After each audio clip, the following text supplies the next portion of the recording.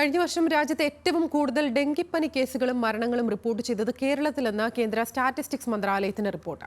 2003 കേരളത്തിൽ 9,770 ഡെങ്കി കേസുകളും 37 മരണവും ഉണ്ടായെന്ന് സ്റ്റാറ്റിസ്റ്റിക്സ് മന്ത്രാലയം പുറത്തിറക്കിയ റിപ്പോർട്ടിൽ പറയുന്നു.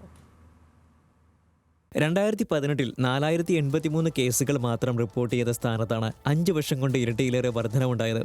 2022 4,432 കേസുകൾ മാത്രമാണ് ഉണ്ടായിരുന്നത്. മരണസംഖ്യയിലും 5 വർഷത്തെ ഏറ്റവും ഉയർന്ന നിരക്കാണ് 2023-ലേത്. 2018 32 ഡെങ്കി മരണം സംസ്ഥാനത്തുണ്ടായി. 2020 5 ആയിരുന്ന മരണം 2021 27-ഉം 2022 29-ഉം കഴിഞ്ഞ വർഷം 37-മായി ഉയർന്നു. 2022 ഡെങ്കി മരണ പട്ടികയിൽ കേരളം 5-മതായിരുന്നു.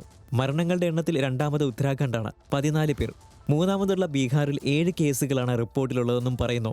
എന്നാൽ ഈ 2 സംസ്ഥാനങ്ങളും ഉയർന്ന കേസുകളുടെ കാര്യത്തിൽ ആദ്യ 10 സംസ്ഥാനങ്ങളിലില്ല. ഉത്തരാഖണ്ഡിൽ 1,588-ഉം ബീഹാറിൽ 2,515 പേർക്കാണ് ഡെങ്കിപ്പനി ബാധിച്ചത്. ശുചീകരണത്തിലെയും ഉറവിട നിവാരണത്തിലെയും അടക്കം അപര്യാപ്തതയാണ് ഡെങ്കി കേസുകളുടെ പ്രധാന കാരണമായി റിപ്പോർട്ടിൽ പറയുന്നു. ചിക്കൻ ഗുനിയ കേസുകളിൽ 9-ാം സ്ഥാനത്താണ് കേരളം. എന്നാൽ 2017 മുതലുള്ള കണക്കെടുക്കുമ്പോൾ സംസ്ഥാനത്ത് ക്രമാതീതമായി കേസുകൾ വർദ്ധിക്കുന്നെന്ന് വ്യക്തം. 2017 78 കേസുകളായിരുന്നെങ്കിൽ 2023 ഇത് 1,131-ആണ്. 2017 78 കേസുകളായിരുന്നെങ്കിൽ 2023 ഇത് 1,131-ആണ്. ടൈഫോയിഡ് കേസുകൾ വലിയ കുറവ് കാണുന്നുവെന്നത് ആശ്വാസത്തിന് വക നൽകുന്നു. ടൈഫോയിഡ് അടക്കം 6 രോഗങ്ങളിൽ 2021 വരെയുള്ള ഡാറ്റയാണ് സമാഹരിച്ചിട്ടുള്ളത്. ഇതുപ്രകാരം 2020-ലെ 18,440-ൽ നിന്ന് 2021-ൽ 30-ആയി കുറഞ്ഞു. രാജ്യത്തെ ഏറ്റവും കുറഞ്ഞ കേസ് നിലയാണിത്.